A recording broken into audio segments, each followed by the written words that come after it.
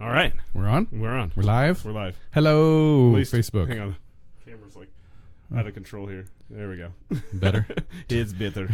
Super Camera much was better. like, oh my gosh, you moved too fast. Yep. Are you going to be keeping an eye on the feed? Yes. These people are asking questions. I will be keeping a feed line here, and I am ready for your music whenever you're Perfect. ready. I need to. I guess I should have moved my microphone earlier. But. It's quite all right. No big deal. Okay. All right, so we got 3, 2, 1.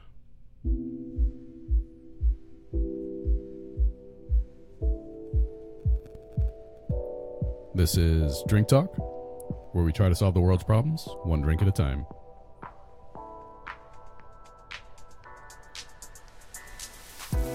This week we'll be having beers from White Elm Brewing Company and discussing Times Beach. We are your hosts, Brian and Britt. Yes, we are. We are, Brian and Britt. That was a quick fade on that one. It was. It's all right. That's Doing all right. two things at once here. That's all right. Trying to make sure that we got You're the live going. multitasking, Exactly. right? So, Brian, Britt. thanks for bringing the White Elm, oh, absolutely. which we've actually kind of started enjoying already. Mm-hmm. We've been doing a little pregame, so while I get my stuff, we're all doing multiple stuff going on. That's all right. now, so Okay. it's all gravy. It's all gravy. Just keep things going with the gravy train. So Anyway, the White Elm, by the way, we've started with the inverted Galaxy IPA, Mm-hmm. the Indian Pale Ale, as people would call it. Brian, you got a little... I do. You got some facts on this? Double IPA. It is 9.1% alcohol by volume. This is a limited release. They've only brewed this one time, so this is kind of a special little beer here. I just love the name, Inverted Galaxy. Just fun. It's very fruity up front, very heavy peach, mango-y aroma to it when you're drinking it. It's very good. It's smooth, but bold flavor, which is interesting. Smooth and bold. Mm-hmm. Yay pregame. Yay. Very nice. Very nice. Music's I like that. going. Yep. We're good. Yep. All right. Oh, hey. Hey. People on the Facebook live feed, Mm-hmm. you probably noticed something new in the background. Hey. The Odell's Brewing Company sign. So last week we had our talk on plastic waste, and we were drinking on Odell's Rapture. And the funny thing was, literally, I believe it was the next day. It was Monday or it was Tuesday. I get a phone call from... I had that interesting story about how I was down at the tap room, and I was down there with Chris Anderson, and he was showing me all this stuff. Well, during that event, I got a ticket a raffle to win this sign. Well, I had 3 beers down there, and he had like 2, and his lady friend had 2. So I actually had like 7 entries into this thing. Well, I helped him out, put his projector on the ceiling and try to get that working for him, all that stuff. Well, anyway, he calls me up, and I'm thinking, oh, he's got another projector issue, because it came up on my phone tap room.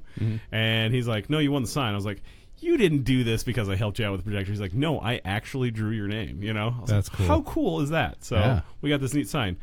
So now that we're drinking on White Elm, White Elm, if you guys want to send us a sign or anything, Yeah. I'll definitely put it up in the background. You know what? I would love to decorate all these walls with, liquor or beer signs. Gonna have to get a bigger studio then. Well, Hey. then that's So what we be gotta it. do. Yeah. That's what we gotta do. I did try emailing White Elm, and I don't want to, I don't want to get down on the email. Their email was down, so I had to Facebook message them. It was late last night, so I haven't heard back from them. But I did try and at least contact them to let them know that they were going to be on the program. At least their beer was going to be on the program. Sure. So, Well, that was nice that you reached out. I try. And I'm glad that we're actually getting on the game of reaching out to these people. Yeah. Nebraska Brewing Company. Whenever you guys want to get on the show, we'd love to have you. Yeah, we've tried it. Well, and I've been kind of emailing back and forth. It's just we need to get them on. So it is what it is. On with the talk. Yes. Yes. So this is yours, Britt. This is your talk. I have a lot of information on it. Well, this is something I just kind of came across. It was a late Thursday night, and it just came across our YouTube channel that there was this thing called Times Beach, and I thought it was kind of interesting, and I started watching it, and I'm like, how do I not know about this? Why do we not know? Why this is down in Missouri. This is not far. Not far from where we live. I mean, I'm sure it's a solid 4-hour drive over there, but somewhat more. They're somewhat of our neighbors. They are our neighbors. They are to the southeast of us. But it's an interesting story about a town that used to be and is no more. Right, yeah. I don't know that people know. Everybody that I've talked to, and I haven't talked to a whole lot of people because I've been working this weekend, but the ones that have asked what we were doing on the show, I mentioned Times Beach, and they're like, what is Times Beach? Like, it sounds like a neat place. I should go to the beach and hang out there. It's not a beach. That's just what they called the town. Yeah. Do you know how they got the name of the town? Because they were behind the times? Actually, it was a newspaper. Something Times. I can't remember the full name of the newspaper, but they were actually selling parcels of land down there. It was a 20-foot by 100-foot, I believe, parcel of land, and it was like $67 that you could buy this parcel of land, and it included a subscription to this newspaper, which I forget the full name of it, but the Times was in the name, and it was located off of a riverbank, so they just called it a beach. Sure. It was also started as a resort town kind of thing, so they just called it Times Beach. That's how it got its name. I'm glad you back did in the 1920s, 1925. So it started off to be this like vacation destination where you would go and it's just south of St. Louis, about 17 miles. Yeah, it's get out of town. Yep. It's a get out of town place. Go camping with your family. Go fish off the side of the creek and whatnot. But then really expanded into a low poverty housing community. Yeah. So, like I said, it started in 1925, and then immediately after that, we all know the Great Depression happened immediately after that, and then the World War II happened. So because of all that, the resort town kind of lost its luster and turned into low to mid income families. A lot of working class families or low income. Very close quarter housing. Well, like I said, the parcels of land were 20 foot by 100 foot. I mean, that's small. That's so enormously small. Yeah, so enormously small. And in the 1970s, the population was about 1,240, roughly 1,240 people. Right. So with low income housing and all that stuff, they really couldn't pave their streets. So it was they had rock roads, dirt roads. Yeah. And so they hired this guy, Mr. Bliss, Russell Bliss. The name of his company was Bliss Drain Oil Company. Oh, so nice. You say it twice. Bliss. Anyway, Bliss was hired to make sure that the roads wouldn't kick up a whole lot of dust. Because people were complaining, I'm sure it was covering their house. You had the windows open. The inside of your house was getting covered in dirt and dust and all that stuff. So they hired Mr. Bliss to essentially spray something on the roads in order to keep them down. Mr. Bliss had this chemical. That was from 1972 to 1976, by the way. Yes. He had this chemical that you could spray on the roads. Now, this chemical had some bad stuff mixed in with oil. Right. So he was using used motor oil, which was a practice at the time. Sure. So all of you tree hugging hippies, which I'm becoming one of you apparently because of the plastics episode. Right. It's kind of funny that we went from waste to waste again. Well, we went from plastics, which are a byproduct of using oil. Right. To using oil on the roads. Thanks, YouTube, for throwing this in my feet. I know. Maybe that's what the connection was. It probably was. Yeah. I guarantee it was. So, he was. Go ahead, Britt. You were doing great. Oh, yeah. So anyway, they hired him to spray this stuff on the roads in order to keep the dust down. And so he had this bad stuff, and we'll get into it in more depth here later. Dioxin, essentially. And then he mixed it with motor oil, and he sprayed that on the roads in order to keep the dust from flying up. Right. And people were like, what is this stuff you're spraying here? And he's all like, oh, don't worry about it. I've used it out in my farms where I've got my horses on the racetracks and all that stuff. It's no big deal. I'm just going to spray this stuff down. Yep. So here's some smaller facts within that that I found interesting. There was another.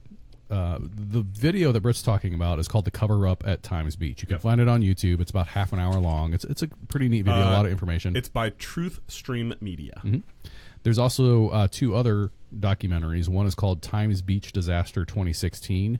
You can look it up on YouTube, but as I was telling Britt before the podcast, it's about 16 or 18 minutes long, and it's weird because it's like 8 minutes, and then it's the same 8 minutes over again, and then there's a couple minutes at the end. Kind of like they got drunk doing it, and they're like, we'll just watch it again. Try to be Pulp Fiction there. So nice, you got to watch it twice. Yeah, exactly. But there's a lot more information. They actually have Russell Bliss on there. They interviewed him, and then apparently History Channel The Modern Marvels did an episode on it called Engineering Disasters. It was episode 20 on Modern Marvels. I didn't actually watch that one, but apparently it's on there. So, with that being said, that's where we got all of our information, plus Wikipedia. Good old Wikipedia. Yep. One of the things that he said, he was contracted from 1972 to 1976, and during that time, he would have to spray, because now you're spraying oil on dirt roads.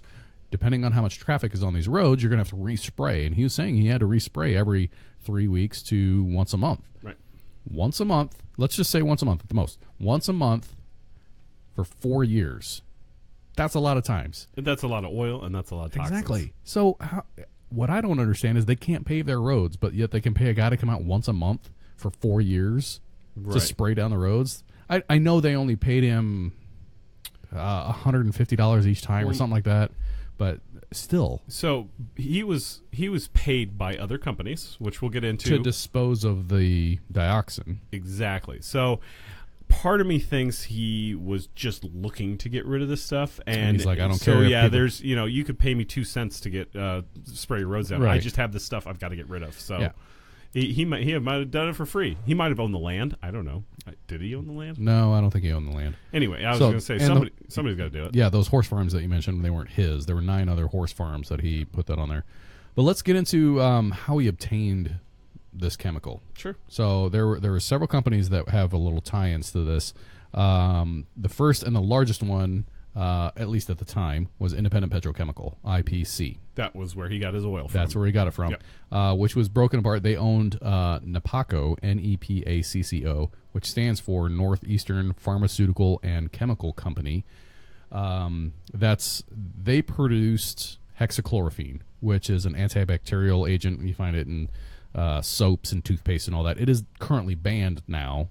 We can look it up. Yeah, right now.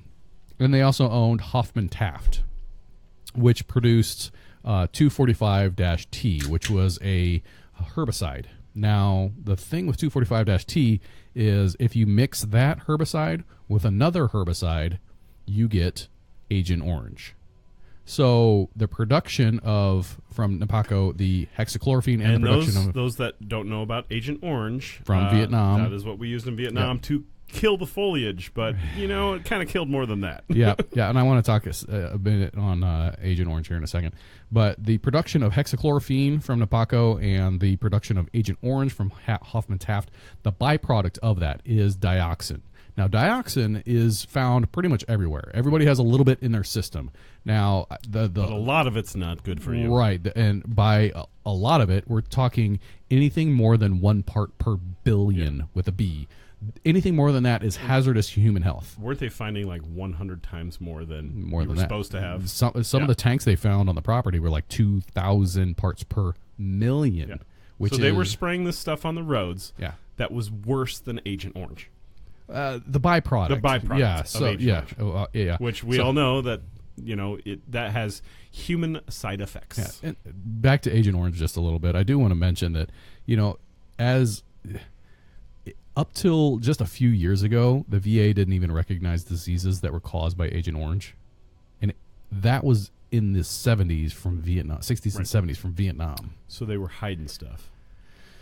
They were hiding information that they knew. Well, so that's the way I look at it. Yeah, the whole Agent Orange thing is, Yep. Okay. Yep. I see where you're going with that. Yep. Okay, and then the last company, which has some ties to this, they weren't the ones that gave him the dioxin, but they come out here in just a minute. Monsanto, yes. Which, if you remember them, we talked about them in factory farming. Yes. They actually had a byproduct that was released into the soil there called PCB. And Monsanto's such a great company. They are out there. super fantastic. I'll tell you what PCBs are later. But yeah, I do want to give you guys a little frame of reference on Monsanto because, this is a talk that I really want to get into sometime later about. I think we just need to have a whole talk about Monsanto. But they first got because they're super nice. They're super nice and super awesome, but can't get convicted for anything. In fact, there's a law out there that says that they can't get sued. Essentially, they could do anything they want to do, and no one can hold them liable for anything. They have that law out there. I'm like, what? They have a law that says that even if I did something bad and killed hundreds of thousands of people, you can't come back and say we did anything wrong. I'm like, somebody passed that in legislation. You know, like legislation. I said that right. I said that completely right. I meant what I said. They have enough money and enough power and enough a pull in the Senate. They can get anything they want passed. So it's all about that. They got that passed. Anyway, they first got their start in Coca-Cola. They made a sweetener that they put in Coca-Cola, which they deemed years later to be absolutely horrible for you. So now they're not doing that anymore. So that's their first start, you know. But they were also part of a producer of Agent Orange. But yeah, like I said, Monsanto's a topic that I would love to cover just by itself. They're actually, of the chemical companies involved in this, they're a smaller part in these. I don't want to discount their involvement. They created a wood that wouldn't burn. Yeah, I'm like, interesting. In the 30s, that's when they actually started to get into the seed business, and they made GMOs. We all know what GMOs are. Yeah, we've talked about factory farming and GMO. We talked about Monsanto. Both those. So they are also the owner of the world's food supply. So they own all the seeds that are in that big giant vault that would, if the world were to do something bad, that they've got that vault. Mm-hmm. And then one thing I would like to say about Monsanto that Harry Kissinger said, he goes, control the oil and you can control a nation. Control the food and you can control the people. That's big. That's big talks right there. Yeah. Well, let's see who's pulling the strings there. Right. All right. Well, let's get into the. I've got a little timeline here that I'm going to go through. Do we want to get to these first? Oh yes, the next one. So, did you pour yours? I mean, I did. This it's look purple. At it's like purple. a reddish, like a burgundy. This is burgundy. Burgundy. This is the Hibiscus Saison. It's a Belgian style ale. This is 7.5% ABV. Again, this is from White. These are all from White Elm Brewing Company out of Lincoln, Nebraska. And the burgundy hue comes from the hibiscus flower, which I just read up on, and has hundreds of different varieties. Yeah. So it's pretty crazy. It's good for you. So should we clinky? The biscuits. Oh. It's almost a bitter. It's tart. It's almost like a sour beer to me. Yeah, I said bitter. I meant say sour. Yeah. So it's not as that's sour. But it'll hit you in the back of your the back of the glands. Well, yeah, I've had some sour beers that taste like bile, like the stomach bile, which isn't really great. This is like tart, like gross. Yeah, I know. So this is more like sweet tart, like not on the sweet part, but more on the tart part. It's like back of the throat, kind of sweet tots. Only not sweet. This one isn't. That just gave me an idea for a beer, sweet tart beer. Hey, if Stone can come out with a beer that kind of tastes like, what did we say? It tasted like Fruity Pebbles. Oh yeah, Fruity Pebbles. Yeah. I bought some and I tried to save it for you, but yeah, we drank it. Thanks for trying. I bought 3 of them, and Carly and I had 2 one night, and then the next night we're like, yeah, let's go have that third one. Dang it. It's all right. No big deal. All right. So timeline. This did you have anything more? This is a really good. I like this. No, very good. It's different. It's different from our normal IPA beers that we drink a lot here on the program, which is good. Getting back to the Agent Orange thing, the Dow Chemical Company was also part of the they were in collaboration with they weren't mentioned in this specifically, Monsanto. But yeah. Good old John Francis McQueenie. Hey. Monsanto. Enough with that. Enough. Yes, I know you have plenty to say on Monsanto, but yes. we're talking Times Beach here today. Yes. So which they're tied into, but we'll get into that.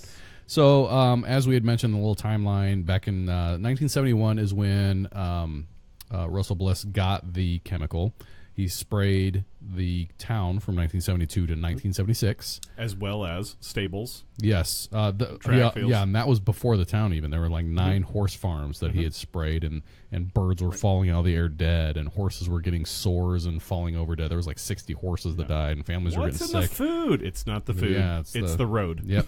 And some of the horse farms I was looking at, and I didn't put this in my notes, but some of the horse farms were digging down they started with like 6 inches of topsoil and got rid of that, and then they had to dig down another 12 inches of topsoil just to get all the rest of the stuff out of there. Well, yeah, I mean, if you keep layering it on, yeah. No, I mean, just like from that one application, they had to go down like 1.5 feet. Wow. Yeah, crazy. Seems pretty deep. Well, I mean, I guess it leaches when down in it rains, there. yeah. When it rains, it pours. Hey. Kind of like it did today. Yeah, it did. So, also in 1976, so this is after Russell Bliss had stopped spraying, an EPICO employee blows the whistle on some of the shoddy disposal practices of that company. Yeah. Like hiring a dude to just get rid of your waste.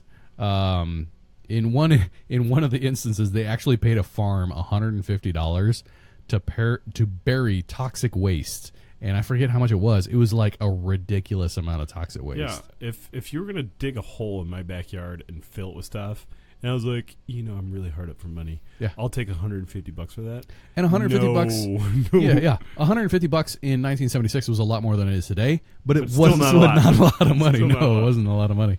I'm gonna bury bad material in your backyard. Oh, I think $150 would do it. Yep. Like, no. Right, yeah. You could die. So during this time, also some of the residents of Times Beach noticed things that were happening. So the EPA visits farms, and they didn't do any soil testing, but they visited these farms. They visited Times Beach just to see. But like I said, they didn't visit. They didn't even warn the residents of the town about any potential problems. They just showed up. Didn't do any samples.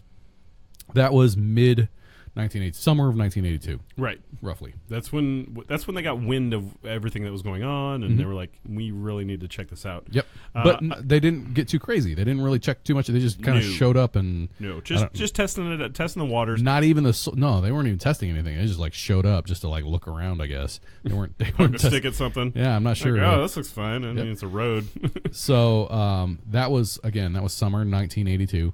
By November, so we're getting into the winter of 1982, the EPA admits that Times Beach is a possible dioxin dump site. And then, like I said, dioxin was that byproduct from these companies that Russell Bliss was hired to do. That was November, so Thanksgiving time frame. Yep. Now we're getting close to Christmas. December 3rd, EPA finally does its own testing. I believe Ronald Reagan. We're getting there. Yeah, I was going to say. Not yet. We're getting there. So December 3rd, the EPA finally does its testing, but only after the residents of the town said, you know what, we're going to do our own testing, and we're going to make those test results public. And they were like, wait a minute. We should probably do it before they do. Yep. So Hurry up. they went and tested the soil. That was December 3rd.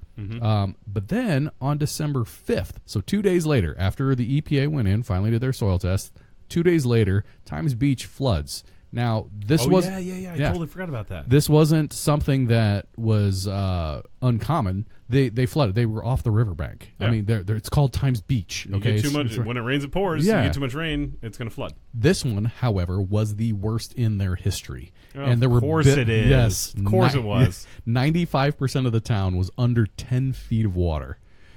Whew. Just the roof lines were there. Yeah. There is a picture of it. Yeah, pretty much.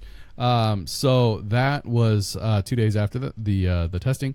Then 2 days before Christmas, December 23rd, the soil sample results came back that the EPA had taken, and the dioxin levels were 100 times higher than the 1 part per billion that is hazardous to human health. And there were 9 other toxic pollutants that were found, including the PCBs, which were from Monsanto. Yes. There. So, 2 days before Christmas. Awesome. Merry Christmas. Merry Christmas. PCBs stand for polychlorinated biphenyls. Yes. You did say that right. Nice job. Yeah, thank you. I tried. They're a group of man-made chemicals. They're basically for lubricants, oily liquids, solids, clear, yellow, that kind of thing. They're used in lubricants and plasticizers, heat transfer fluids, that kind of thing. Don't really need to get too much into that. No, not at all. So the results were also corroborated by the town, did their own independent tests, same as the EPA. He was spraying some pretty bad stuff. He was. Now, at that time, the EPA tells the residents, because of this flood, if you're not out, get out. And if you're on vacation, stay away. Don't come back. Don't then the CDC, at the same time, recommends that Times Beach not be re-inhabited. That means get out. Don't come back. Not like for a week, like just Never. don't come back Ever. ever. You're like, Holy cow. just leave your stuff there because it's probably got chemicals on it too. Right. You know, that teddy bear that he loved, no, just leave that teddy bear there. That was Christmas 1982. Yeah. Merry Christmas. Merry Christmas. Yep. So here we go with Ronald Reagan. This is what you were talking about. This is I just said he just issued a task force in order to investigate. Yeah, actually called the Times Beach Dioxin Task Force. Right? Say that 5 times. Which, the government's getting involved, which is good. Which is good. But things are getting noticed. It seems like years prior, the government knew that this was kind of going on since they sent guys there earlier. They did. Okay. They did. All right. Because they work so fast in the government. But the government is for the people. It's for the people. For the people. Not right? against them. Yeah, exactly. Right. So in 1983, like Britt said, President Reagan started the task force, but they also decided to buy out the town for $33 million. Wow. Which, to those people that were living in that impoverished community, $33 million might have been a lot of money. 1,200 people. Yeah. $33 million to buy out the town. Holy cow. Yep. And this was the first time that the U.S. government ever did anything like that. It also was the worst. You were saying earlier. It was the worst tragic. Yeah, I want to get the right verbiage on that. Yeah, because when you said it, I was like, really? It was the worst? It was the largest civilian dioxin exposure in U.S. history. Wow. Yeah. And like I said, dioxin is kind of everywhere, but this was in levels that were just way beyond anything. You might as well just been drinking Agent Orange for orange juice in the morning. Yes, exactly. Yeah, throw some napalm in there. You're good. Yeah. So, moving on with the timeline, 1985. So, 2 years after the town's buyout. Yes, 1985, April 2nd, 1985. Times Beach is disincorporated, so no longer a town. People are evacuated. So, that was 2 years after the town was bought out. I know, right? People were evacuated and quarantined. Well, they evacuated, but there was also some old couples that were like, "I'm not getting out of here." One old couple that decided to stay. I'm going to stay and I'm going to die here. Exactly. This is my place. Yeah. The crazy thing was when why does Missourian sound southern? So these were the people that stayed. So there were people that left ahead of time, but the thing was, this was nationally this gained or garnered national attention. So the people that moved away from Times Beach, it's not like they could go somewhere and just buy a house. No. This was... Well, they were severely infected. Right. They were infected by all this pollution that was around them, that got sprayed around them and were on the roads, but it also affected their lives because they moved, and it was hard for them to find a new place to live, but B, it was hard for them because they would try to go out and get health insurance, and they're like, "Oh, you came from there? No, I'm not going to give you health." Yeah, because why would you insure a person when you know that they're going to be sick? You know that they're going to have health problems, and they're going to pass it on to their kids. Right, and these are also like we said, these are low to mid income families. You just can't just go buy another house. No. So even the ones that did, well, and like you said, they got a substantial lump sum of money, which was nice. Mm-hmm. That's nice. But if they found out, but if it affects your entire life, it's not very nice. And if they found out that you were from Times Beach, they pretty much treated you like a leper. I mean, they wouldn't let their kids play with your kids. No. I mean, it was crazy. So it's not just a matter of moving. Their entire lives were affected. Exactly. By this dude that had to get rid of some stuff. This dude that had to get rid of stuff. Yep. So Mr. Bliss. Yeah. So 1992. So this is a full 7 years after they took everybody out of the town. Forcefully removed everybody. They started cleaning up. Yep. Well, they demolished the town finally. After cleaning up, demolish. Yeah. Now, there were some discrepancies on the timeline. According to the documentary, it was 1997. 97 was when they started incinerating the dirt. Yes. Incinerating the chemicals that were actually, it was 1996. Yeah. 96. 265,000 tons of tainted soil were incinerated. But you said something that I didn't know about. The incinerator. Yep. Yeah, that's where I want to get the after the timeline. Gotcha. Yeah. So that was 1996. They started incinerating all the soil. I just can't fathom. Well, that's digging things up and putting them in a device that incinerates things. Like, and it was actually pretty cool. The incinerator actually saw a documentary. Like, you know it was bad when you have to incinerate a town. So the trucks that hauled the dirt were enclosed trucks, and everybody's wearing hazmat suits. And they took it to the site, and they put it in this enclosed little bunker.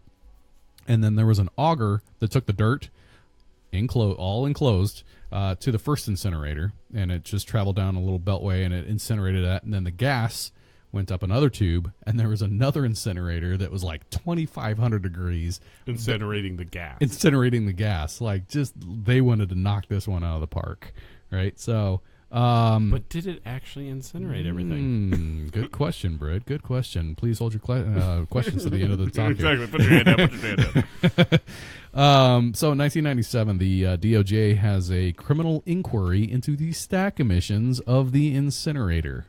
Were you doing it right? Yes, the Department of Justice. We hired you to do this right. Yeah. Are you doing it right? Yep. There apparently was a lack of scientific data that said that it was actually working properly and protecting human health. Just because you set it on fire doesn't mean you got rid of it. Yes, kill it with fire. Yeah, right. Yeah, in this case, they didn't really. No. And then in 1999... But we got our hands on some lava, so... yeah, right. Liquid hot magma. So in 1999, apparently they partied, because we all party like it was 1999. And they town's clean. Yeah, town's clean. They set up a Route 66 theme park because Route 66 was really close to there. So that was a weird thing that they did because it wasn't Route 66 at all. It was like 2 miles away from Route 66, and it was part of the popular. There part. you go. It was 2 miles away from Route 66. It wasn't Route 66. They said that there was a roadhouse there. There was not a roadhouse there. There was, but there were roadhouses all over Route 66. Right, but this wasn't one of them because it was 2 miles away from Route 66. Yeah, and that roadhouse, actually, the EPA uses their headquarters. So this little museum that they set up, there was, like you said, if you watch that Cover Up a Times Speech by True Stream Media, they did an investigation and they actually went to this supposed roadhouse, which is now a monument or museum for Route 66, and they went in there wanting to know about Times Beach. They were like, cool, you set up this little monument about Times Beach and it should be cool. And they tried to do the investigation of, this whole why Times Beach is no longer.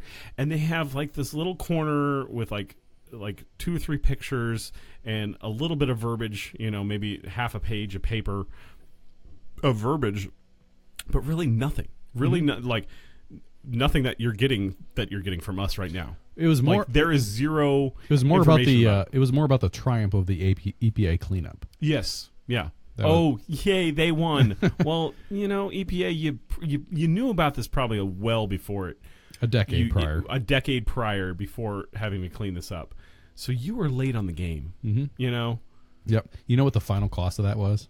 Just the cleanup. $200 million. That sounds cheap. On top of the $33 million buyout for the town. Yeah, that's $33 million. Yeah. Now you're talking. You said $200 million. $200 million just for the cleanup cost. And that sounds cheap. Demolishing the buildings for a and whole then entire town to get burning dirt. Yeah, that's what that was. Sounds pretty cheap, actually. Well, yeah, I guess. And then $33 million buyout. So, but to quote one of my other favorite podcasts, but here's where it gets crazy. Oh, yes. Here's where it gets crazy. Yes, yeah, the stuff they don't want you to put your hard hat on. Yes, put your tinfoil hat on. Oh, yeah, there you go. Yeah. So, here's some of the crazy things about the whole thing. I just read you the timeline. Now we're going to delve into it a little deeper and get a little crazy here. Yeah, I'm getting there. Yeah. I'm getting there. I know. Russell Bliss was never convicted of any crime. I was, I had that. That was literally my next notes right here. It says, Bliss was never been convicted of any crime, just paid some fines to a state fund. Yeah. That's all he did. That did not go to the victims of this. No. It went to a, what is it? When you run for office, there's that slush fund kind of thing. What do they call it? It's calls us a slush fund? Well, no, it's a private donor, the super PAC. Oh, it's okay. like a super PAC fund. That's what it went to. What was this? Well, the one that... It went to a state fund, a super PAC state fund. Super fund was what actually Ronald Reagan set up, was the super fund for it. But right. we're going to get that in here in a minute.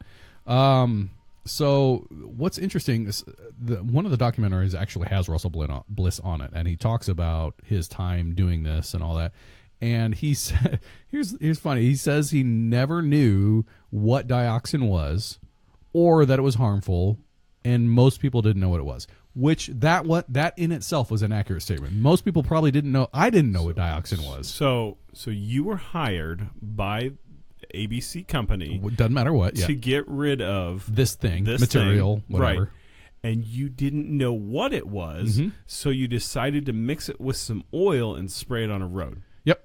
No, but that's exactly. You didn't do anything wrong. Nope. I didn't do anything wrong because I didn't know what it was all about. Well, I mean, if you're going to spray it on roads, please do your due diligence and find out what you're actually spraying on roads. Was he actually thinking the company was giving him a benign material? Like, oh no, this is good. This is healthy. This is just carbon ash. Yeah, that's all this is. Just we just don't have time to get rid of it. Could you please dispose could you do that for me? Yeah, you don't have time to just whatever. Yeah, whatever. So he was paid by this company $125. Which we all know the companies. We've been stating them off through our thing. $125 per load. Let's do the companies. Monsanto, IPC, NEPCO. All right. And the Hoffman Taft. Hoffman Taft, that's right.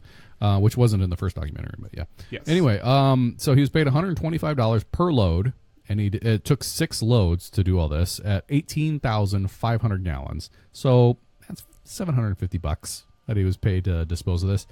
What was funny is IPC... It was gross stuff. Yep. IPC paid Nepico $3,000 to dispose of it. And then they paid this guy, this poor schlub, $750 to get rid of it. But I don't know what's in it.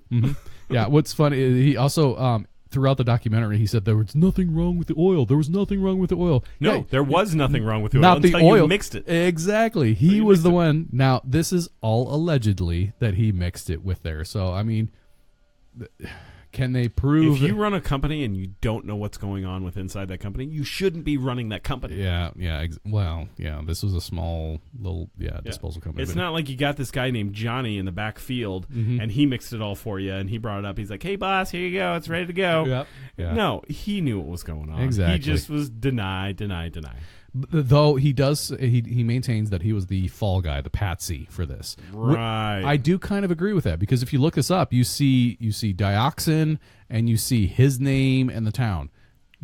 Not much about the companies that actually produce the chemicals or paid him to get rid of it or whatever. So, I mean, was he an idiot? But I don't know. I'm not gonna drink something before I know what is in it. I'm not gonna crack a beer and be like, oh, whatever.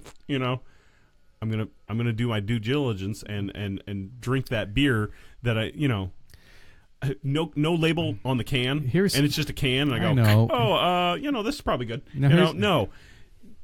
Figure out what you're doing with. But you're thinking with today's mind. I'm okay. Yeah. And here's something that just ran across my brain real quick. So if you think about he sat in a conference room with somebody. It's like, this stuff ain't too bad. Just get rid of it for us. He's like, oh yeah, cool, no problem.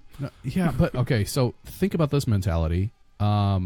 We think that's just like ignorant beyond words to do that. But we're also talking about a guy that at the time it was common practice to take used motor oil and dump it on the streets. Well, I mean, that's one way to weigh down the dust, I guess. It does, but I mean, if you think about the EPA nowadays, they would just be all over that. I mean, asphalt's a form of oil. I was literally thinking asphalt. I'm like, Brian, we do that right now. I know, but it's in a solid form, kind of. I mean, there is some oil that we put in there, but so yeah, like I said, he says he was the fall guy, which I kind of agree with him on this one because his name's not attached, or his name is only attached to a thing, not the company's. So let's talk about one of the companies here, that Nepaco. Now remember the time frame here. They gave him this company, or they gave him this this chemical or this material to dispose of in 1971. You know what happened in 1972 for this company? They went under. They went out of business. Yep. Why did they go out of business? Because they were making some shady chemicals that were bad for people and and they were also not properly disposing of them. Not entirely. Okay, so the FDA was actually So I'm way wrong. not way wrong. You're close, but no way, not way. So they the FDA at the time was. Ooh, this is a foamy beer. Mm-hmm. Go ahead. You like a lot of head. That's all right. Ah. Hey, boom. So the FDA at the time was limiting the use of hexachlorophine. And if you remember, hexachlorophine is an antibacterial agent. It's used in like soaps and all that, which is now actually you can't use that anymore. No. So, but that was their main product. Not even make it anymore. Right, and that's one of the main products that this company was producing. So the FDA limiting that was basically cutting into all their funding. So they had to close because this is what we were producing. After they closed, the CDC moved in, the Centers for Disease Control.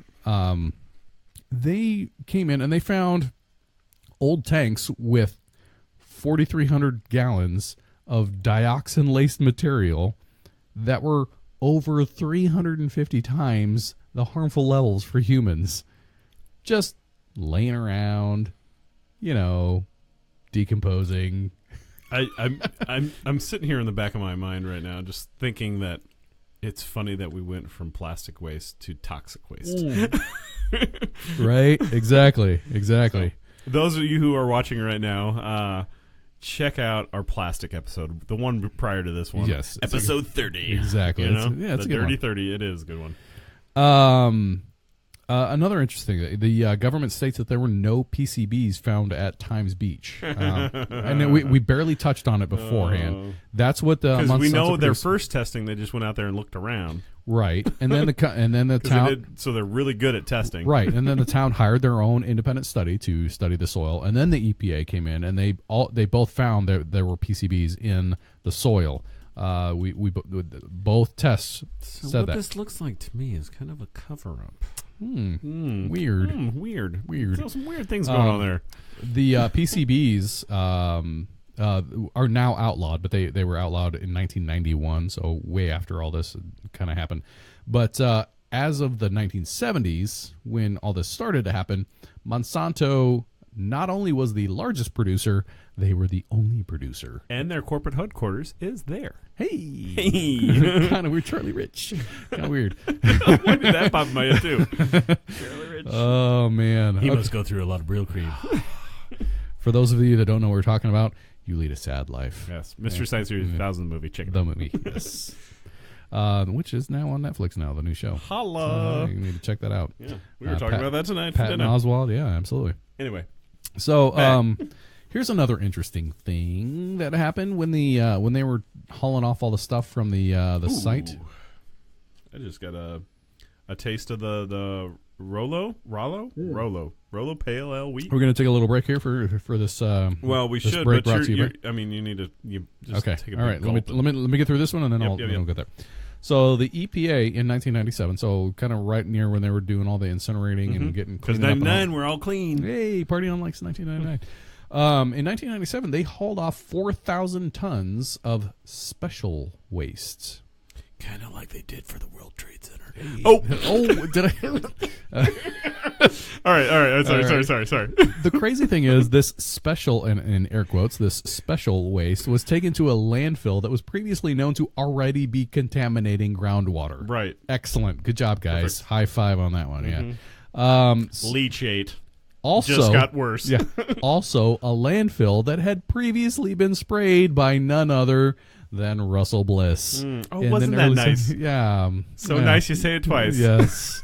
Bliss. The crazy thing is, all drivers connected to the special waste dump site had to sign confidentiality agreements. Don't talk about what you're doing. Kind of weird. Yep. A lot of weird things going on. Yep. So the employee that was tied to that landfill, or tied to the engineering company that was controlling that landfill, he found several safety violations at the incinerator site, both at the I town. thought you were going to say he wound up dead, which, yeah.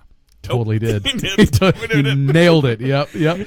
So, he died in a one-car accident before he could testify before Congress. Interesting. That never happens. Yeah. Yeah. One car accident. Yeah. Kind of weird. Yeah. All right. No. So, yeah. They didn't get him drunk at a bar. Yep. In 1982, so I'm kind of jumping around on the time frame here, but 1982, the Department of Justice, acting on behalf of the EPA, the Environmental Protection Agency, and the White House, withheld documents from the investigation of Times Beach cleanup. Oh, look at you. Citing... Look at you skipping to my next page. Documents were withheld from hearings. Citing executive privilege. Weird. That's weird. Things that make you go, So they knew about this for a long time. They didn't tell the people of the town, and they're withholding documents from hearings. Yes. Exactly. Okay, all right. Well, I just want to make sure that the timeline is going right here for me. And this is my last thing that's weird before I want to get into kind of wrapping this up. But the federal government's Superfund program, which is what Ronald Reagan set up for this, provides funds. Which was so cool that they gave them $33 million, which was considerate of them. For a town of 1,200 people. Right. It was, in the 80s. Worst disaster. Holy cow. Yeah. I know, yeah. Hopefully they received those funds in the form of insurance payments or health care. Because if Nixon was there at the time, they wouldn't get diddly squat. Britt, he's not a crook. I'm not a crook. So what I find interesting, this super fund provides funds for hazardous waste sites. I don't know what's weird that there's actually a fund for it, or that there's so many waste sites that we have to have a fund for it. Yeah. And as of 2001, Times Beach was actually removed from that list. But if you remember, Times Beach didn't exist after 1985. So that's kind of weird. Things that make you go, All right. Take that sip, and we'll go on to the... I don't know how you would say this. Is it Rollo, or is it... I'd say Rollo. Rollo, yeah. Not YOLO. Rollo. Like the Rollos, like the candy. I was just thinking of the candy. I was like, but that's not how it's spelled. It's ROLO for Rollo. Yeah. And this is ROLLO. You know what that stands for? Roll on, live on. Roll on, live on. I'm just kidding. I just made that up. I have no idea. I can't back that up. Sounds doable to me. Like I said, it's foamy. I think we shook this up. No, I don't think we shook it at all. I think it's just the carbonation in the beer. Yeah, I tried to tip the glass like you would normally. Ladies and gentlemen, if you don't know how to pour beer, make sure you hold your glass more than 45 degrees while you're pouring it in, and slowly tip it as you're pouring it in. And Brian, you must like a lot of head. At least half. Yeah. You know what I'm saying? Wow, that's terrible. That's El Terrible. That's what the Spaniards call El Terrible. But that's what I had on mine. It is what it is. So don't make no fun of me. I won't. Because you did the same darn thing. This is the Rollo Pale Wheat. We're going to be ending on and I forgot to mention the Hibiscus Saison was a 7.5. Brian, we're not ending anytime soon, but go ahead. No. Ending on a high note? Ending on a high note. This Rollo Pale Wheat is a 6.5 ABV, and it is what I found interesting in doing, which there's not a whole lot of research on these, but what I found interesting, they do the traditional European-style floor malted barley, which picture a giant room, like just an open room with a bunch of pillars, and they just throw the barley on the floor, and then they scoop it up with shovels. Well, they spray it with water, and then they heat up the room so that it can germinate, and that's what malted means. That's how they do it over in Europe. That's what it tastes like. Floor dust. Floor malted barley. Just rolls off the tongue. Just love it. Well, here. Cheers to that one. Mate. Let's talk about this, because it's a different flavor. I like the I actually like the smell from that. It stings the nostrils. Pungent. It almost reminds me of a farmhouse. It's not a smooth wheat. It's like a sour farmhouse is what it reminds me of. Just like a farmhouse with a bit of sour to it. You know what I mean? All right. You taste that sour? I do taste a little. It is it is a pale wheat. Right. So there's a pale factor in there. I kind of dig it. So it's like if you like wheat, but you like IPAs, or let's say you're not. I wouldn't even consider this one an IPA. No, just by the taste factor. Well, it's not an IPA. No, but let's just say you don't like IPAs because they're too bitter. But it's got the word pale in it. But so wheats are too little for you. This would be a good middle ground. I kind of dig it. Other than it's very, very carbonated. Hence why I just burped, and then that was my second burp, actually. Very nice, Britt. Very nice. I like how you stuck with White Elm as, boom, White Elm. Yeah. I think we need to start doing Continue on with that. Before we kind of skip around and have like 3 different beers from 3 different companies, I think that if we're going to do one beer, then we do that one beer through the whole company. So Anyway, Brian has to slip out and use the restroom, which happens time to time. But we were talking about having documents withheld from things and how Mr. Bliss never got convicted of any crimes. Mr. Bliss, he was paid off, but he was the lowest man on the totem pole, which makes me think that he actually possibly may have gotten paid more than he actually documented. Yes, through his company, he got paid $750 in order to dump these certain things. But I think on the back end, in his personal life, he was actually paid more. Now, this is all just theory or conspiracy theory, but I think that he was part of a cover-up program made by these companies that were producing all these chemicals. What I was saying is, I think that Bliss got paid more than just $750. It's potential. I'm sorry, I had to slip out sideways for a minute. We talked about that. Yeah. But what I was saying is I think that yes, it's documented that he got paid $750 a truckload in order to get rid of this. But in his personal life, like $125 per truckload at 6 truckloads. Yeah. You know what I'm saying? Yep.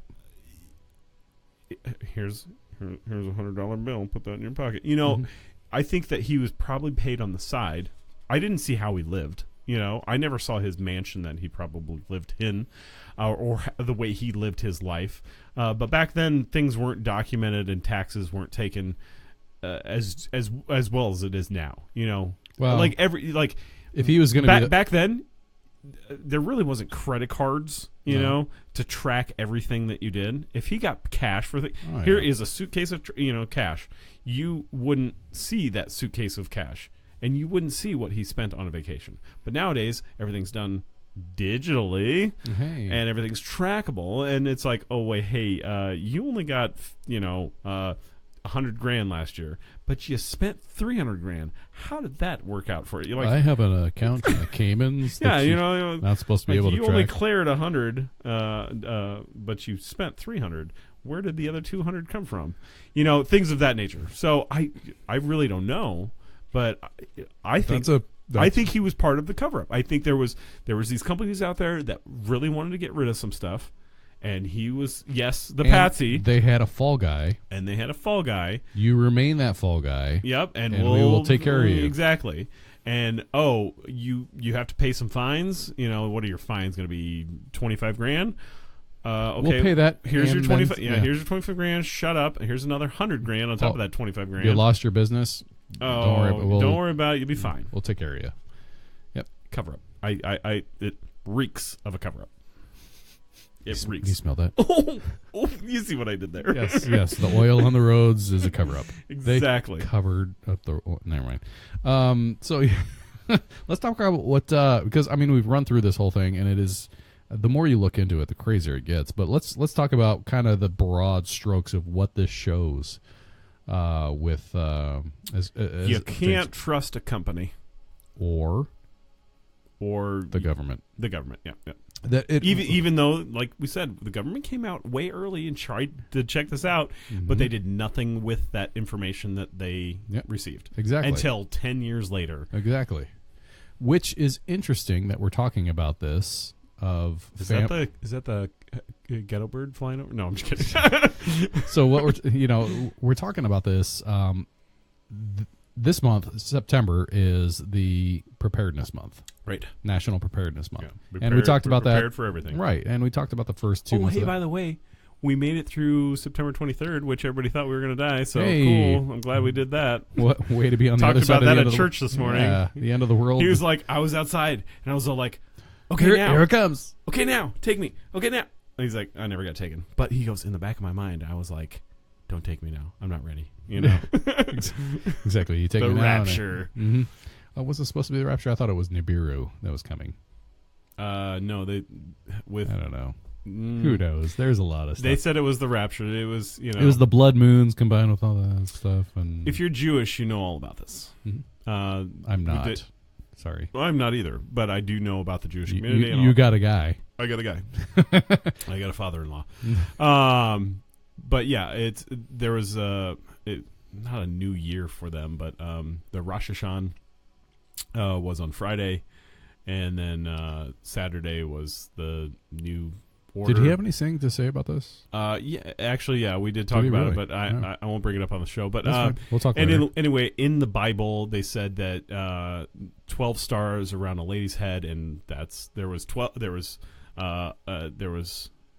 9 stars around the lady's head plus 3 planets equaling 12, and then the moon at her feet. And the moon was at her feet, and so it was like this big ordeal. It's like, oh my gosh, this is in the Bible. This is what it says that is going to happen, and so the rapture was going to come, and it never did. But all God also said that I'm never going to tell you when yeah, man shall not know the day of the hour. Exactly. Now, that also being said, were they working on the Gregorian calendar, which is what we are currently on? Because that's not what they were on in biblical times. Right. So did they do the conversion? I don't know. It's also people smarter. It's also in the Jewish community we should be in the 5,000s, and we're only in the 2000s. Yeah, it is what it is. Yeah, it is. Yeah. So back to the. I mean, do your own research. Little tangent on that one, but wait. If you were listening to this podcast, that means the end of the world did not happen, and you are with us. Hey, or it means another day, or it means the rapture happened, and you're still here. I know. Man, my life as sucks. am I. Dang it! All right, so what does this show? What is this show? Let's talk about some of the we touched on. This is National Preparedness Month. It shows that you can't always trust on the government to do the right thing. No, you can't. This took like decades for the people of Times Beach to finally be evacuated. What does it take to pass a bill? You know, it's slow as molasses. We're on vacation. Well, we're back from vacation, but we've got these 27,000 other bills that we have to pass. And once we get around to your bill, well, does it even mean anything? And let's make it another bill. Britt, I'm just a bill on Capitol Hill. Right? Exactly. Gosh, what was that? What was that? Oh, that was like Schoolhouse Rock. No, it wasn't Schoolhouse Rock. You sure? Was it? You could be right on that. Yeah. Anyway, I know I've killed a lot of brain cells. Capitol Hill. Yeah, exactly. I like it. Like I said, Monsanto's got a bill that says you just can't touch us. We're not at fault for anything that we do. I'm like, what? You're not at fault for anything that you do. I'd like to see that bill just to we'll pull just it to up. see what's not right now, but we're gonna when we have the Monsanto talk, we'll talk about that bill that exonerates them from all wrongdoing. I like the word you used, exonerates. That's probably what it states. Section 42, Code 3. Yeah, exonerates subparagraph 42 exonerates us from everything. Yeah, this actually showed a lot of the bureaucracy side of the government on how long it took to move things along and all that. Get something done. I mean, if you know that there is something bad happening, why did it take you 10 years? Why did it take you 20 years in order for you to due process this thing and get people out of there, which affected 1,200 people's lives? Right. You know? Actually, you're only talking about Times Beach. Now, remember all the people that he affected with the horse farms. Right. Those people, too. Right. And then their families. Their families. Well, on top of that, so remember when I told you that there was a horse farm that they removed like the top 6 inches, and then they took another 12 inches to remove all that stuff? You know what happened to that soil? I thought we incinerated it, but they did not. Okay. At the horse farms, they did not incinerate them. Well, that particular horse farm, Excuse me. They took that topsoil and they used it in landscaping for another home. Oh, that's so nice. Wasn't it? Recycling. Yes, recycling. Yes, well done. Well done. There's no... Yeah, I know that you're removing it for contaminants, but we need some soil over here, so we're just going to... We'll just use those bad soil. Yeah, we'll just let it air out. Yeah, we'll let it air out. Put it in the truck and drive it down the road. It'll be fine. It'll be fine. Yeah. What's in this soil that could not be... Yeah. Anyway, the cover-up. Yeah, this shows... I mean, the more you delve into it, it's hard to say there was no cover-up because... There was a complete cover-up, especially down to the way they're showing it now.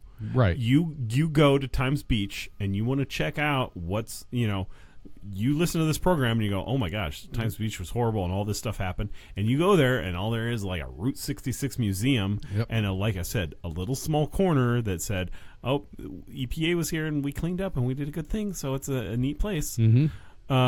There's no information out there about this.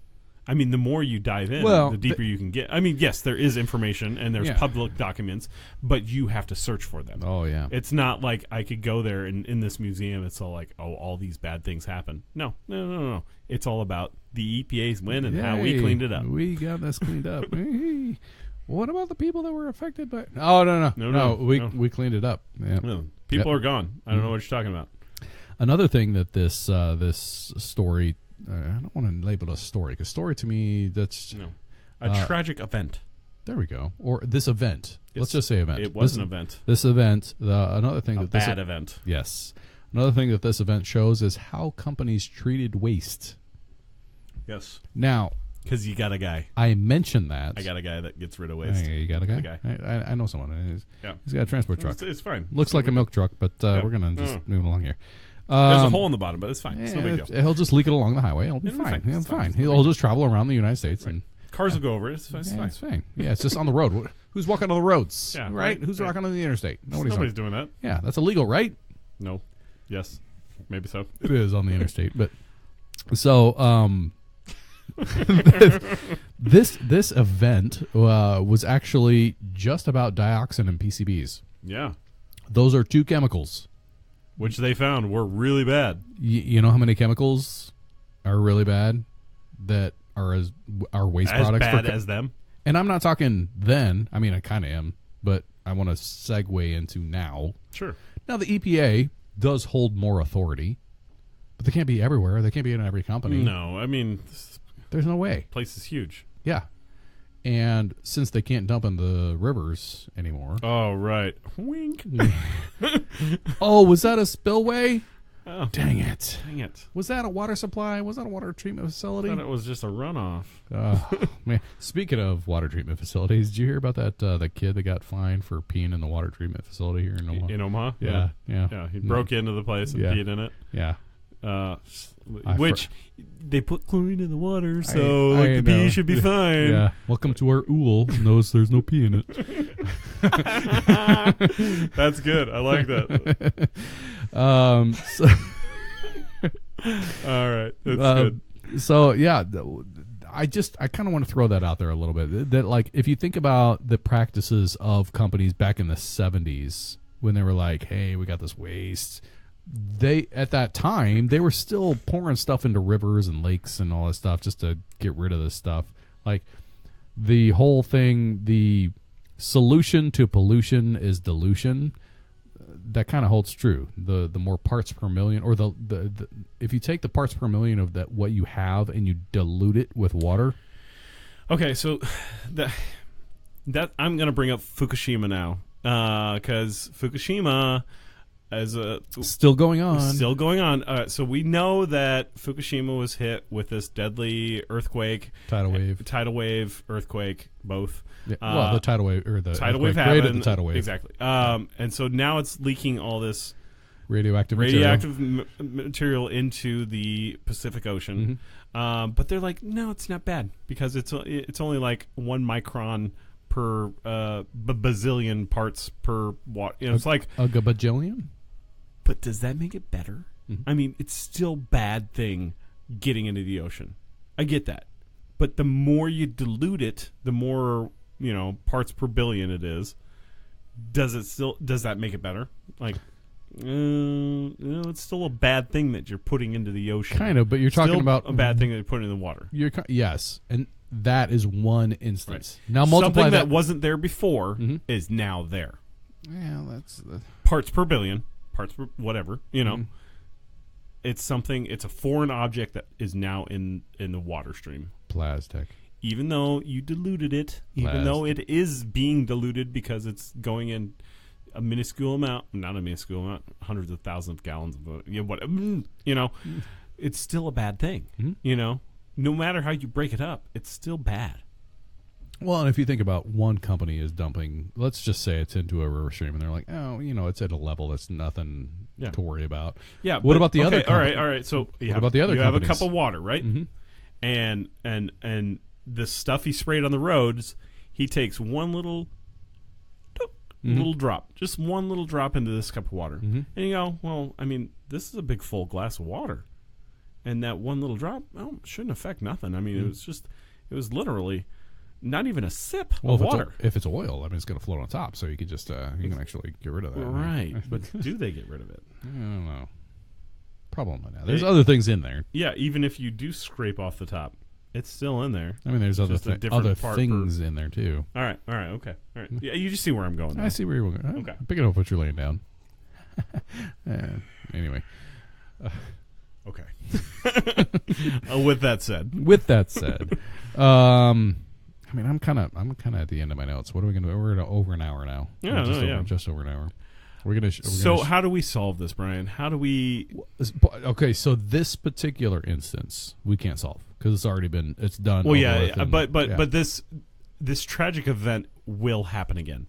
History repeats itself, or it happens. Or it already has happened. You can get onto YouTube, guys, and you can actually, and gals, you can actually get on YouTube and say, what was it, 10 non-inhabitable places on the continent. Mm-hmm. Remember that Times Beach is one of those places that is uninhabitable. Remember that super fund that I talked about with the federal government's super fund that actually provides funds for hazardous waste sites? Sure. Yes. Okay, why would you have to provide funds for hazardous waste sites if there were no one around to pay? So what that means is there's hazardous waste sites with people around them. Right. To me, that's what that says. So I actually started, there was like 10 most inhabitable places in the world. Antarctica. Well, it's not inhabitable. I mean, you could have that place. You could live there, but people just don't want to live there. You crazy. One of them was it was a mining place, and lead got they drilled and not miners, you idiot. Miners. Lead got into the water stream. They drilled, they were digging, and lead brings up fracking. Yeah, lead got into the water stream, and you can't drink lead. Teachers started like going crazy. Did you eat a lot of lead paint as a kid? Right. Why? Another place was a place that they used to. What's the stuff they used to spray to put in housing in the walls and stuff? Insulation? Not insulation. There's a word for it. Oh no, asbestos. Asbestos. Thank you. There was an asbestos mining site. Mm-hmm. Yeah, that town's gone. Like you can't live in an asbestos mining town. Well, as long as you don't need your lungs. If you want to live on an oxygen machine for the rest of your life, feel free to live there. But there are inhabitable places. And one of them is Times Beach. You can't live there. Death Valley. You just can't live there. As much as they incinerated the dirt and got rid of everything, incinerated the town, not just the dirt, you still just can't live there because they're like, you might catch something. So, yeah, that's where I'm at. The way of solving this is every company has to do some sort of reporting on if you're creating a hazardous waste. They do. There are procedures and rules and regulations with that. Can you fudge them? Sure. Absolutely can. Maybe. Yeah. What you don't see at 2:00 on a Friday night, because you're out at the bar, you don't see my trucks moving. Could happen. What I want to know is, with all these companies that have this toxic waste, why haven't we not seen any supervillains? I mean, I'm just saying. Right? I'm just saying. I have the toxic waste. Yeah. That's something, you mentioned Fukushima. I was actually surprised. It just reminded me, Brian, you reminded me of Roger Rabbit. Oh, yeah. Well, I was going and they had the toxic waste that they were spraying Batman. on the cartoons. Yeah. Well, and Batman. And he was getting sprayed, and he was, like, ah! And they shut the machine off, but then it turned back on. And, yeah. No, that was funny. Well, and Batman with the Joker. Refilling the. Oh yeah. Where he fell in the vat. Yeah, Mhm. absolutely. That'd be another one. I was actually, I'm going to be honest with you, I was a little surprised that after Fukushima happened, we didn't see Godzilla. Godzilla. Well, they are actually finding things that wash up on shores that kind of resembles Godzilla. I'm just saying, they're finding things that are washing. They're not eating the town, but They're washing up on shores, and they're like, what is that? Like, I've never seen that before. Well, they're deep sea creatures that there's less known about the oceans that we have on our own planet than Our landmass. Yeah. or moon. I Or mean, we moon. know more about the moon than we do. Weird. Hmm. Things that make I you think go. it's still made of cheese. And has a face. Yep. And it can talk to people when you get to it. And it rings like a bell. Did you know that? Yeah. And the cow went around it as well. Hey. But the fork ran away with the spoon. All right. I think, Are we going to wrap it up? well, so the solution to the Final thoughts? Final thoughts. Solution to the problem. Yes, we can't solve this time beach problem, but for future use things, proper way of disposal. Is incineration the way of properly disposing things?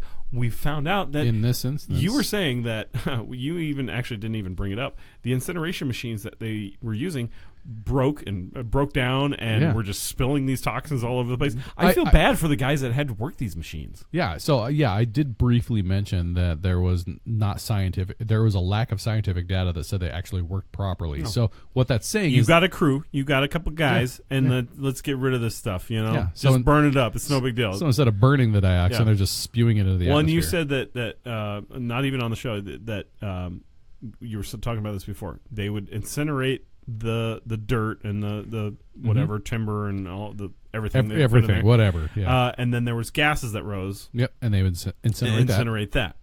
Well, that incineration of the gases. Mhm. Did they test that? Probably not. Well, Probably not. They're like, no. It went through 2 incinerators. Well, It's fine. that's what the lack of scientific data. That's where that comes from. Okay. That there was a lack. It was specifically on the stacks. So the stacks are where after it was incinerated twice, the stacks is where that went, where all the filters and all that blah blah blah are. I'm gonna bring one more drink out, and then we're gonna talk a little bit more. Okay. Okay. Excellent. All right. So I guess it's up to me to continue on here. No, it's all right. I'm right here. Oh. But so scientific data and research. You Doing all right there, Brett? Do you need some water? I was just about to burp, but I didn't want to burp into the microphone. Excellent. So obtaining data. We've had Mike on the show, and there's a plethora of data that you need. But there's ways to fudge that data. As far as I know, that companies are held to a higher standard now than they were in the 70s. Right. Okay, can we all agree on that? That even though the EPA isn't going to catch everything, they're doing a lot better job at making sure the companies, there are fail safes, but companies can still say, hey, I got a guy that can transport this stuff and just get rid of it. And here's the problem. There's a company that does something wrong, that dumps something into somewhere, and they get a fine. Which what does that fine do? Those other than slaps them on the wrist, what does that fine? Where does that money go? What does it go to? We were talking about this at dinner. There was a guy who was digging a hole. And he's a guy that's got equipment that can dig a hole, and he cuts into the fiber optic line. Oh yeah. And he was all stressed out. He's like, "Oh my gosh, I don't know what's going to go on." And he's like, "Is it going to be like, I don't know, like $1,000 to fix this thing?" And they were like, "No, it's going to be more like $200,000." And he was cool. He was like, "Yeah, okay, yeah, whatever, okay." And they were like, "Wait a minute, no, you weren't cool with like $1,000 or $2,000, but you're cool with $200,000." So my dad was saying they came to his house to take everything away from him, from his company, and they looked around. They're just like, "This is a broke down farm." I mean, we could take everything from him, down to his shorts, down to his pants, down to his underwear. We could take everything from him. We'd still only get like a couple $1,000. Yeah, like $20,000 maybe. I don't know. And they just left. So fining is not the key. Fining is not the answer. You can't just fine a company. It needs to be there's this. There's slush funds, and they put their money other places. So if you go, you know what, you can't be a company anymore. They go, okay, no problem. I can't be a company anymore. We'll change the name. Exactly. You just change the name. You know, I'm not going to bring out where I work. We're going to shut that down. But companies' names get changed a lot, but they're kind of the same exact name, but just a little different. Yep. How do we make them accountable for what they do to people's lives? That is the multi-million-dollar question, isn't it? You know, those that are watching, you guys have an answer? Can you guys give us an answer? We got people watching us? Yeah, there's a few people watching us. So, how do I solve this? Limitations? No, that's not the key. No, because we can't be in all places. The EPA can't be in all places, can't be in all things. If they hire more people, they could be. Yeah, one EPA person per plant, but then they could get paid off. So, yeah. My thing out there to companies that are making bad material, stop doing it. Yeah, that's what I was gonna say. So on the last one and on the last talk we did with the plastics, it all boiled down to a simple phrase that Mike, who's been on the program before, something that he I wouldn't say that he taught me. I knew it, but it was something that he brought to light. And one of the phrases is, "Don't be a dick." I mean, that's when you boil down life. The basis, the one rule. Well, everything can be filtered down to. The one thing that gets me is this company making Agent Orange, which we all know is Monsanto, and or another company as well. That was one of the things that they did. Just gave it to a guy. No, dude, you handle this hazardous waste material, and they did no follow up on how he got rid of it. It's like, nope, I'm going to put this toxic material, which is don't even breathe it. You know, don't even look at it. I mean, you're going to get messed up if you even just look at it. They just gave it to a guy and was like, oh, it's his problem now. Yep. And so Monsanto can just walk away and go, oh, we did nothing wrong. No, we paid him to get rid of it. So it's not in our hands anymore. It's no big deal. No, pay a guy more than $250 a barrel, a truckload to get rid of something. Now back then, that was a lot more money. But you were saying that the company got $4,000 to get rid of this stuff, and then they paid that guy $700. So they kept $3,000 of that money. How about finding better practices to where there's not this kind of waste? How about that? Yeah, no, I like that. Instead of saying how do we hide this waste, we just find better practices on how to create something without this kind of waste. Right. Line it with plastic. No, don't do that. Lead. Yeah, exactly. Uranium. I don't know. All right. We're rambling now. We're killing it. Yeah. So this has been an episode of Drink Talk. Episode 31. We're in our 30s now. I know. Jeez. That's crazy. Time flies, doesn't it? I know. And that's not really a true representation. No, we're like 46 in. Yeah, it's just because we have multi-part episodes. But we've been talking on Times Beach and EPA. And not the place you thought it would be. You thought you'd go there and just hang out and be cool in the Times. I kind of want to take a road trip there now just to see. I know. It's not that far away. Just 4.5 hours. Yeah, just to see. So we have been drinking on some White Elm Brewing Company. But don't eat the dirt. Don't let your kids play in the dirt. Exactly. Yeah. We've been drinking on some White Elm Brewing Company which beer. Was delightful. It was I delightful. think my favorite was the one we started with, which we're ending with as well, which is the introverted Galaxy IPA Indian Pale Ale. So the only thing negative that I'm going to say about this company is it was hard to get a hold of them, but B, their mobile site isn't the greatest. Fix it. Because I didn't actually look on this on the computer. I looked on it on my phone and iPad. So glitch. Yeah, not really glitch. It's just the way they have it set up. And if you go there, I mean, it's nice, but it's not. The beer was delightful, though. Great. Yes, the beer and except for the Rollo Pale Wheat, which was very foamy. If you're a fan of the stickers from the beer cans, oh, I am. Which we didn't really mention that these so the cans actually have a sticker on them instead of the label, so you can actually remove the sticker and place it where you have that on your fridge or whatever. Jeez. So Thank you for joining us. I hope you learned a little something here. I know it was a topic that I think most people everyone don't know. learned something here. I mean, even though I did my research at Tip Beach, I learned something that you brought to the table. But it was something that came across my feed, and I go, huh? Why do I not know about this? This happened during my lifetime. Yeah. Most of the people listening to this probably during their lifetime at some point. So. Right. Again, thank you for joining us. My name's Brian. I'm Britt. And this has been an episode of Drink Talk. We'll catch you next week. Yes, you will. All right, Facebook Nation. We had fun with you. Yep. But it's time to go. Now it's for the after talk. Yep. Good night. Good night. Good night.